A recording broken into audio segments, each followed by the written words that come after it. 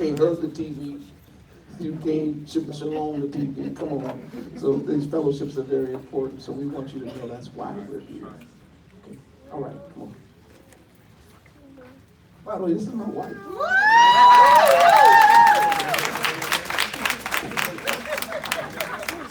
I wish I could tell you some of the stuff I say to him. I think I embarrass him on purpose.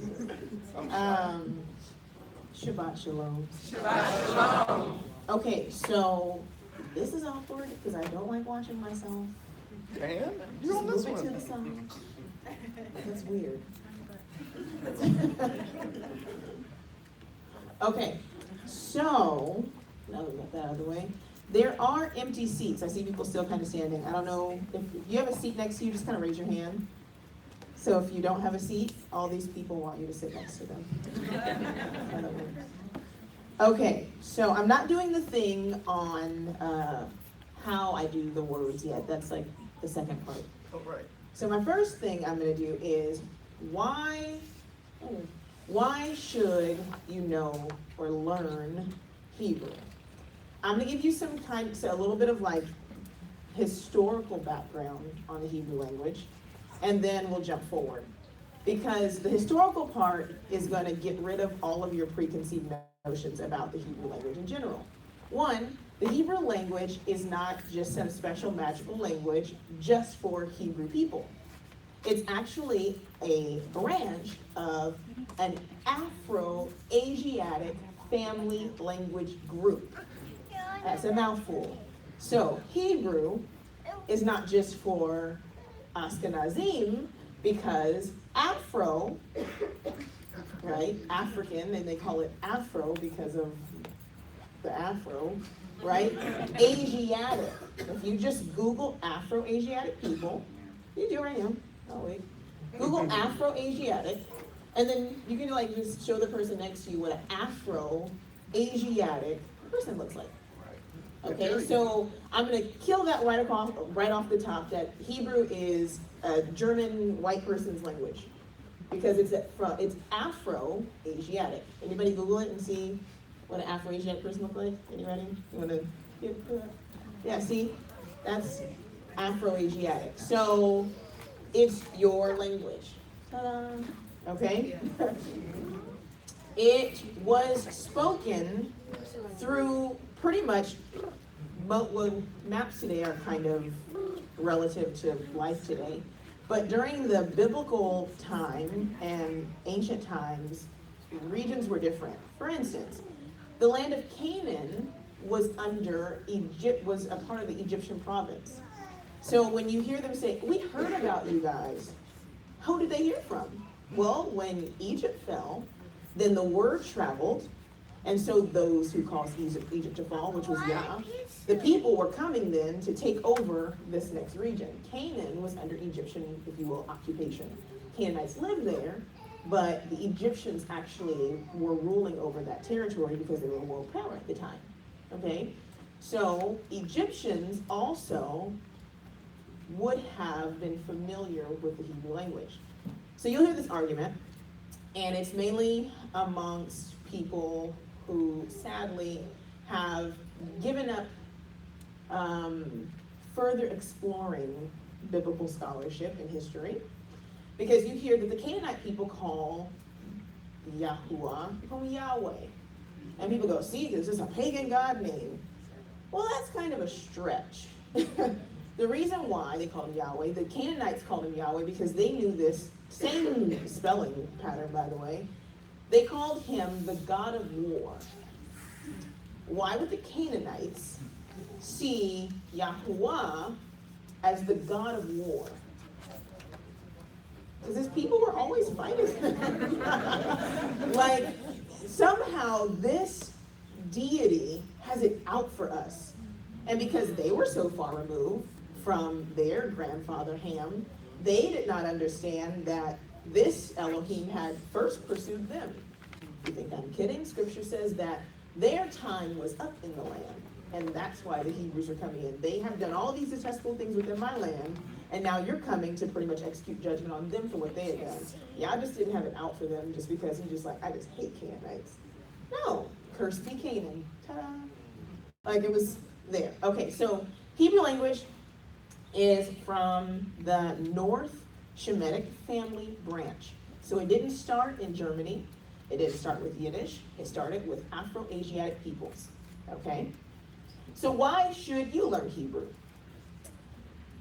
The reason to learn Hebrew is very simple, and it comes in phases. But the main reason is because it's your language. It's yours.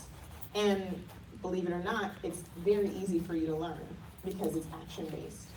The language tells you what to do. It doesn't give the option of if I may or if I may not.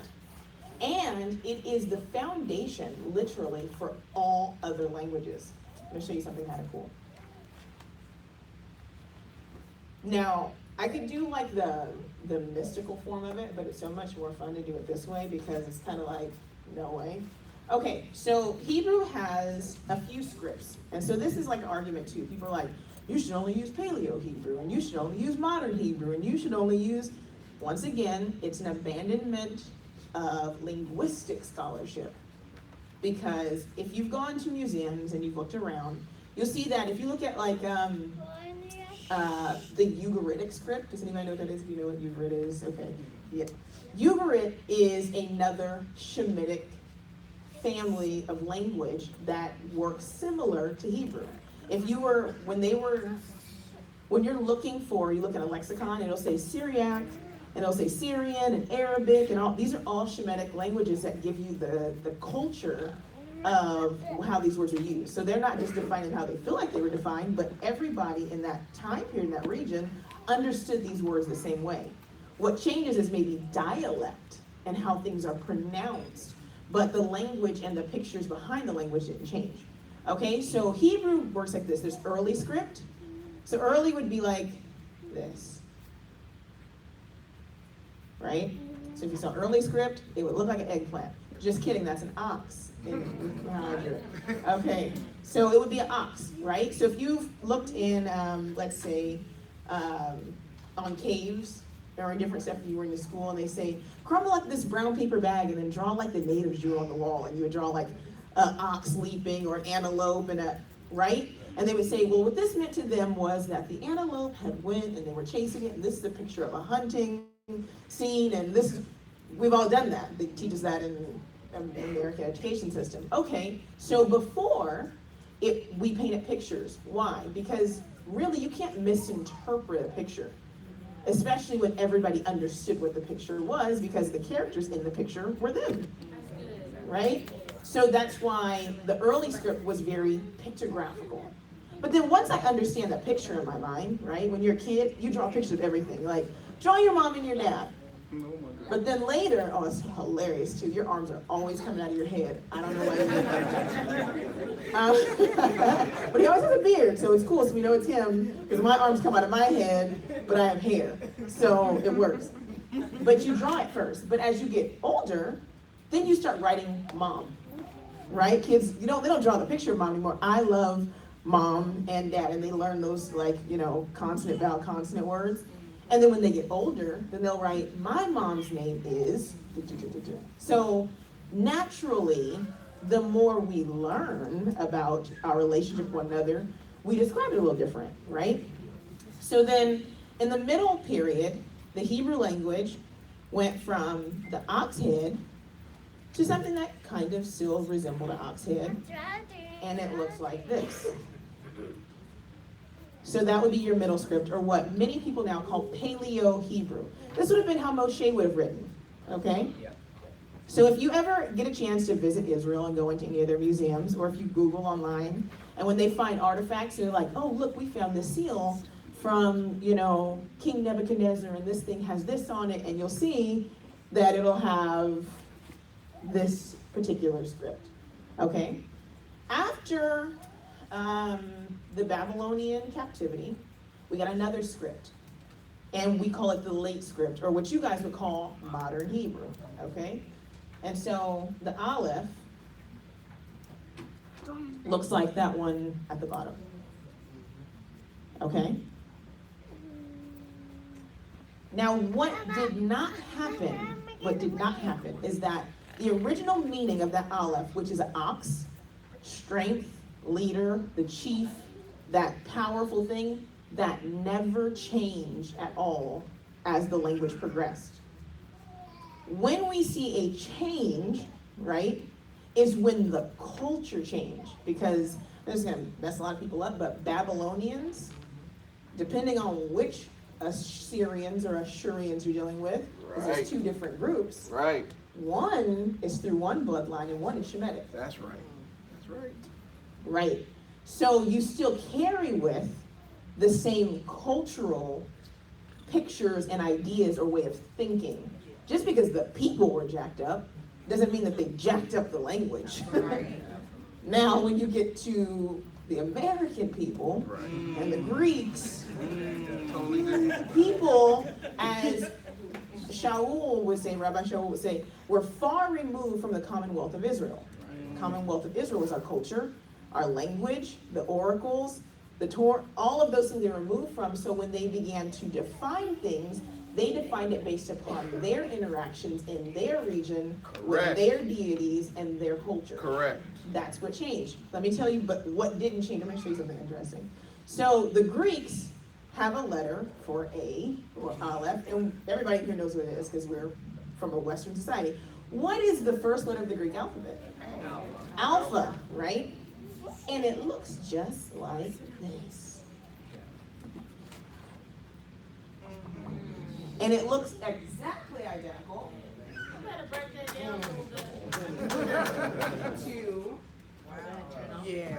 to the Hebrew Aleph. Now, if you think it's just coincidence, Look at the bed. coincidence. I wouldn't even pick the bet because that's almost like too easy. No, do it anyway. Do it anyways? Okay. So a bed in our Hebrew culture was a house, tent, inn, right? Because the house, right, was shaped a particular way. Everything for us is what we can see. We are a show me observational people. What changed about us when we came into this culture is that they told you everything you saw that ain't true. Your name, oh, you believe you're from here? That ain't true. Oh, you speak this language? That's not your language, your language, English. You know, your name is not Kunta Kinte, it's Toby. Right. Like, Right. everything that you believe was true about yourself, somebody told you was a lie. That's right. And so what's hard right now as Hebrews is that now coming back into the knowledge of who you are, you're like, man, all that, everything I believe about myself inherently is true, but then everything surrounding me is telling me that it's a lie. Exactly. So what Hebrew retrains you to do is to begin to reuse your Yah-given intellect and believe what's in front of you. Yeah. He's like, the revealed things are yours. Just look around. The language is like that. So this is a paleo bed. It's a tent from an aerial view. So you enter through one side. And so what would happen is the father or the man of the house would lay at the door and guard the door, and then everyone else would be inside of the house and they'd be safe. You'd have to kill him first to get into the house. So when Yeshua says, I am the door, and no man comes to the Father but by me, everyone at that time understood exactly what he was talking about, and they were not using the script, by the way. But it was the understanding behind, or the cultural understanding, that allowed them to know that. Okay, so that's a bit. And so it evolved to like this letter right here. I shouldn't even say evolved. It went to this. Okay. And then that's middle. And then late was like this. Meaning never changes at all. And then we get our modern script, which is just like a simplified version of that last one I drew. And then the Greeks did this.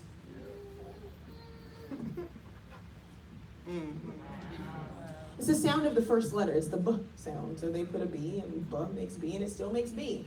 So when people tell you like, I can't say Yahushua, you're like, but all the sounds are the same sounds. I can't say Hebrew words, but you're making the same sounds that we're still making today. So you can. So one of the things of learning Hebrew, and somehow I lost my paper. Is it right here? Which one? I had a piece of paper. Oh, it's right here. Okay. So I gave you those two. If you want, you can just Google Hebrew language chart, and it'll be like a gray or a brown. Actually, I'll just load it on the website while I'm sitting here at some time today. You download it, and it'll show you those transformations, because literally A, B, C, G, D, E, F, Z, H, I, K, L, M, N, X, O, P, Q, R, S, and T all come from the Hebrew language. All those letters. They literally just sounds transferred over. So this idea that sounds came later, like vowel points, is also a lie. All of the original sounds come from the Hebrew language. I know that's hard for people to believe, but Hebrew language is the only language in existence. That's why it's cute when Egyptologists tell you like they have like ancient mathematics and all this cool stuff. And I'm like, okay. In the Hebrew language, right, we have something so interesting, because it doesn't just stop with the actual written language, but also the DNA of creation is in the Hebrew language. Scripture tells us that Yahuwah spoke creation into existence. Well, before he could speak it into existence, he had to have a language to speak. It wasn't just like moans and groans and mumbles and thoughts. It's actually words. So I'll give you one that's really simple, because we all know this. What is the chemical compound for water? H2O. H2O, right? I'll show you something a little later when I do my other word on how all this makes sense. So this is what we all know water to be. We learned this like very early in school, right? Hebraically, that chemical compound exists in the Hebrew word for water. Amen. So water, mayim, is two mems, right? And a yod or an olive. Is that a yod? Pretty much mayim. Two mems and a yod. So if I wrote it, it would be like this. I would write it scientifically. It'd be like that, right? So the same chemical compounds exist. The way that man is created, in knowing man, you know his color, you know where he comes from, you know his chemical composition. Right. Scientists don't tell you this, and most scientists are, in fact, Jewish.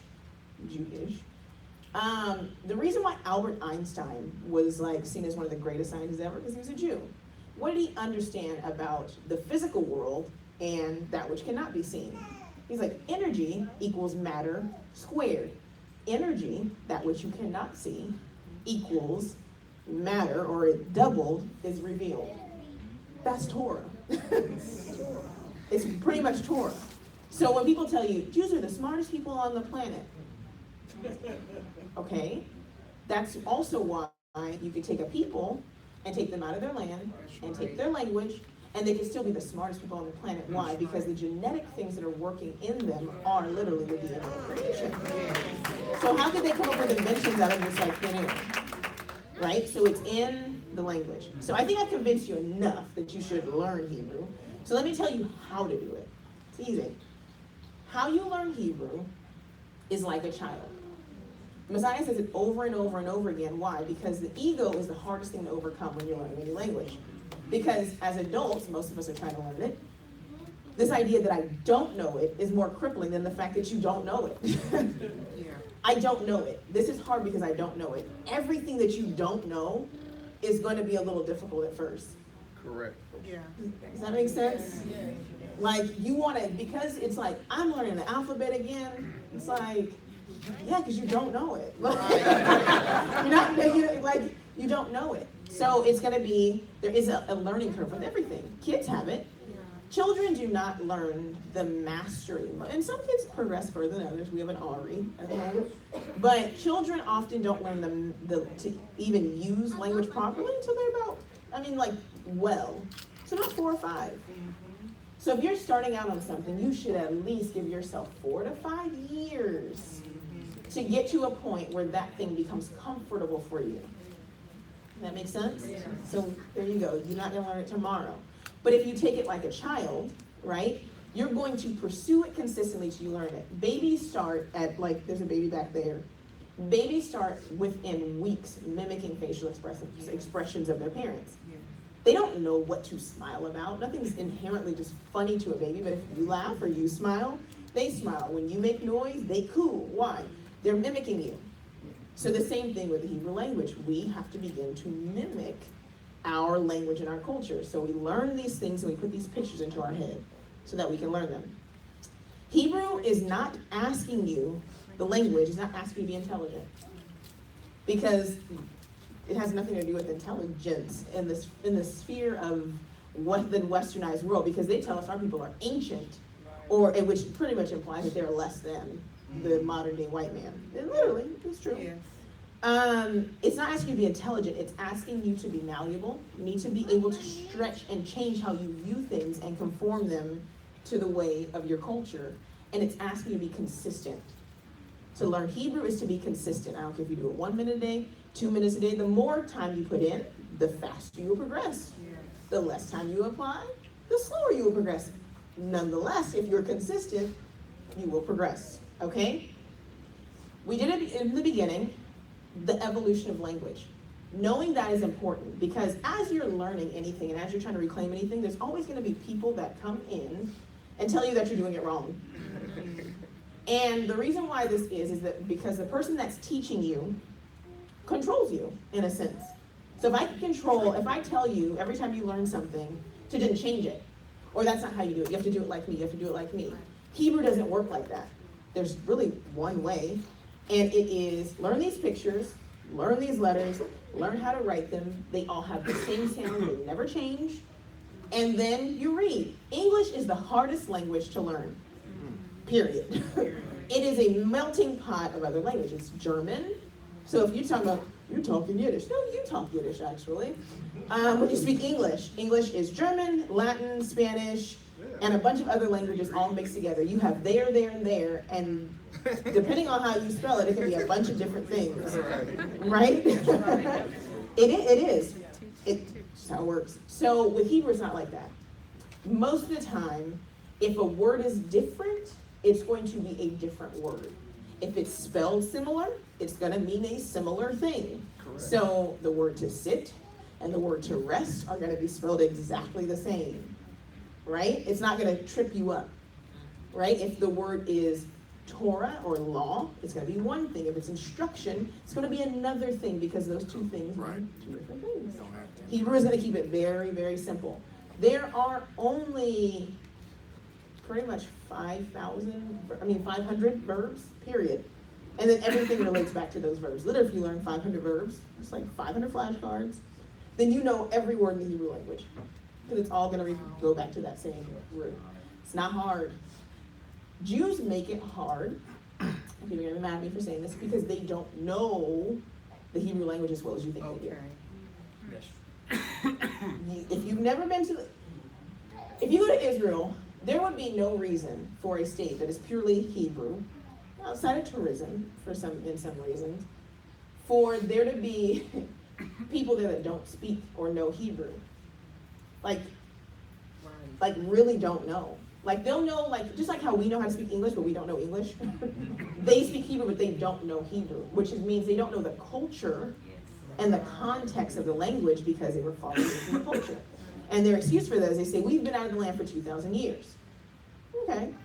But when we start learning the language, immediately the idioms that they can't connect automatically make sense. Why? Because certain things that you do inherently are just like that. Like don't let your right hand know what your left hand is doing. Everybody be like, oh yeah. They're like, there's like literally Talmudic writings for like 40 chapters on what that means, right? Because it doesn't make any sense. It's ethnic, if you will. Okay, the idioms. So what they do is they'll go, we need to look at the Ugaritic people. We need to look at the Bedouin people. We need to look at why? Once we see it, we're like, oh yeah, that makes sense. Yeah, we do that every day. Like, slap the black off of you, like, you're gonna be like, wait, has that ever happened? Like, it felt like it. Because I actually turned red, and I don't know if I was gonna turn back black after. It's a thing. It's literally, it's a thing. Like, I think we probably gonna slap each other that hard too. I think I was reading. So when y'all said I delivered you with a high hand. Oh, I delivered you with the high hand, right? Like, what is that? Like, I snatch you up? Everybody's like, oh yeah, of course, we've been snatched up. You don't say that. Like, it's not cultural for other people. I was reading Paul the other day, and he made a statement where he said, I'm going to come to you, and shall I bring the rod, or am I like? And he was like, to us, it could be like, oh, okay, is he just talking about like disciplinary action? And I'm like, no, he's like, you want to see me when I get there? Or not? And like, that's literally the attitude that he was coming with. Like, if you think I'm kidding, when I come, show up. Like, it literally, and it's like, oh wow, he's a little aggressive. But we know from scripture that that was so. But you don't see that in the English language. So, when you're learning Hebrew, it depends on how far you want to go. So if you are just wanting to use your biblical tools, because everybody's like, I'm too old to learn. None of that matters. It depends on how far you want to go. If you want to be able to navigate through lexicons and other things, all you really need to know is your alphabet. Be familiar with it. Don't get word letters mixed up like a hey and a hit, right? Like, don't do that. Hey, hit. One is connected, one isn't. That could be a serious issue where you're trying to find a word. Some be like, I don't think that means that. Right? So those are little things. So learn your alphabet proficiently. Write it. Writing allows you to commit things in memory. So every day, write your alphabet. If every day you write your alphabet, and when you write it, say the name of the letter and what it means. So Aleph, ox, strength, leader. Bet, house, inn. Gimel, foot, camel, pride. Do that consistently. Every day, just when you have your coffee or tea or whatever you do in the morning, go through it. It'll get faster over time. If you do that, you'll be able to use any biblical tool without even being able to read Hebrew. It's that simple. If you want to read Hebrew, you are going to have to learn the modern script, period. There's no books out there. The easiest way to keep something from a Hebrew is to put it in a book. The easier way to keep something from a Hebrew is to tell them that something is Yiddish, and then they won't ever look at it. I don't care if they wrote it in Teletubby. If I gotta learn Teletubby to learn what you're hiding from me, then that's what I'm going to learn. Exactly. Yes. Oh, yes. Yiddish is not a writing, by the way. Yiddish is a speaking of a certain kind of way. So you can't, you wrote that in Yiddish. Did I? No. Yiddish is when you take, and we do it today, Ebonics, whatever you want to call it. In Spanish, you call it Spanglish. When you're speaking in Spanish and you say an English word, or you say a word like TVO. Just because you said "oh" at the end didn't make it Spanish, right? So what Yiddish does is it takes the German words and puts Hebrew letters to the words, okay? All things that are found in the biblical Hebrew are still biblical Hebrew words. And even when they began, because I'm going along, but I'm going to stop. Even for something to be a counterfeit, it can't be that different. They didn't try to create a new language. That would have been stupid. That's too easy to figure out. Like, here you guys are over here. No, they did speak Yiddish when they were in Germany. But Eleazar ben Yehuda, if you've ever heard of him, was one of the first families, he taught his children biblical Hebrew. And for any modern words that there were not a biblical Hebrew word, he took a biblical Hebrew word and created a modern Hebrew word based upon a biblical Hebrew function. So there are modern Hebrew words that don't exist, like telephone. Nobody had a telephone in biblical times. But even those words have roots in the function of communication within the biblical Hebrew.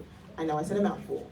I'm not giving any praise to anyone, but what they did was they have more universities for learning Hebrew than any other people with a language on the planet. Why? Because they knew that the first thing to do in order to convince everybody that this is our language is we have to know it.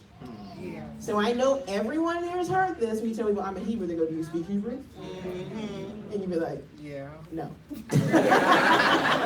So how you a Hebrew? They're like, okay, let me tell you this long story. Started Deuteronomy 28, and you're like, you lost me at you don't speak Hebrew. Okay? So, one, change your answer today when somebody asks you, do you know Hebrew? Say, I'm learning. I'm relearning my language. Why? Because in the world, everybody understands that.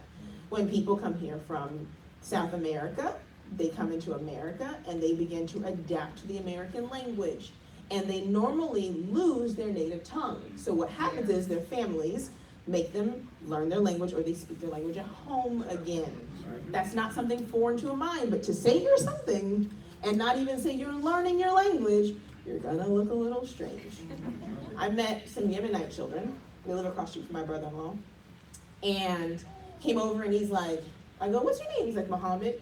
And then he has a brother named Ahmed, and he has a sister named Allah. And then he goes through all their names. He goes, and my name means prophet, and my name means this, and my name means that. And he goes, and tomorrow I'm going back to Yemen for 6 months. He's 8, by the way, because my father said it's very important for me to learn my language. I said, So I'm telling you guys, when somebody asks you, I'm learning my language. My intention is to travel back to Israel to study my language, because Jews do it all the time. That's why Jews visit Israel. They go back there for summers, and that's why they live here and go there, so that they can retain the use of the language. Okay. If you are a serious student, then you're going to learn a couple of other things. You're not just going to learn Hebrew. You need to learn Arabic as well. At least the alphabet, and at least the culture and the custom of the ancient Arabic people. Period. Okay, that's for those who want to take it further and want to be able to unlock things that are not directly tied to Jewish. You're trying to keep the Shabbat, you're trying to learn things, you need to look in some other areas. You might need to learn Ugaritic, or learn how to navigate through it, and Syriac. You might need to learn different phrasings. I'm saying a lot now, but I'm just speaking through it. You might need to learn the Tiberian dialect of Hebrew. Everybody's like, there's only Yiddish. There is also the Tiberian, so the words are phrased differently in different cultures. You need to also learn the stuff I'm saying, so that when somebody comes to you and tells you you're learning Yiddish, then you can say the stuff I'm saying. They're like, oh, okay, maybe I'm not going to talk to her. Talk to somebody else, because clearly she knows what she's talking about. Okay. Last thing is the most important part. The easiest way that I've found to begin to learn Hebrew at a fast pace is learn biblical Hebrew, and you can download it from Her Royal Roots, book 1. By the time you get to lesson, I think, 4, you can read through Genesis 1 by yourself, the whole chapter. Because when kids read, they don't always know what they're reading. They just know how to read. The cat ran. Now, if you said, okay, now tell me something about a cat, and tell me why ran is put here in the sentence, and they'd be like, I don't know. I just know and that's how you're going to read. That's how you start reading. You're going to learn like a child. Learn biblical Hebrew. Book 1 by Jeff Benner will do that for you without a problem. It's not hard. It's very simple. You're going to love it, and you'll be like, oh my gosh, I'm actually reading Hebrew. Do it, do it, do it.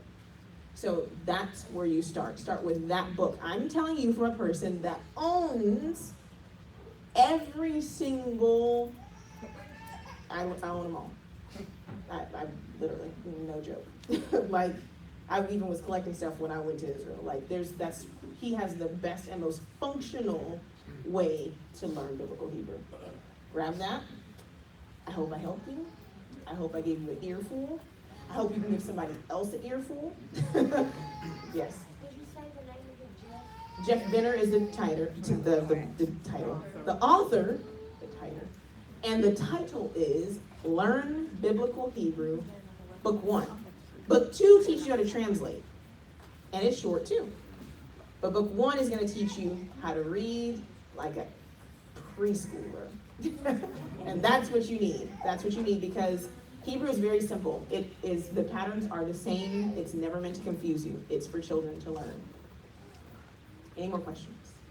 Anything else? No, go ahead. So I want to visit Israel, but everything we see on TV right now. So what is like the best, tour guide, or the best way to go about booking? Going to visit the land? Email me. There's people there. Like, raise your hand. He's visiting. And so there are people there that can connect you with other people to give you a much better experience. Not that any experience is truly the only experience. You're going to have to, it's one of those places you have to walk away with all of the information and sit on it. That's what yeah. That's all I got.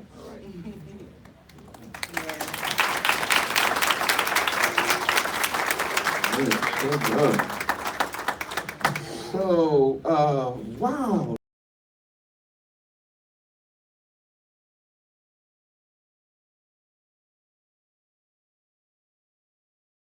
I knew Texas, they do everything big here. Man, every year.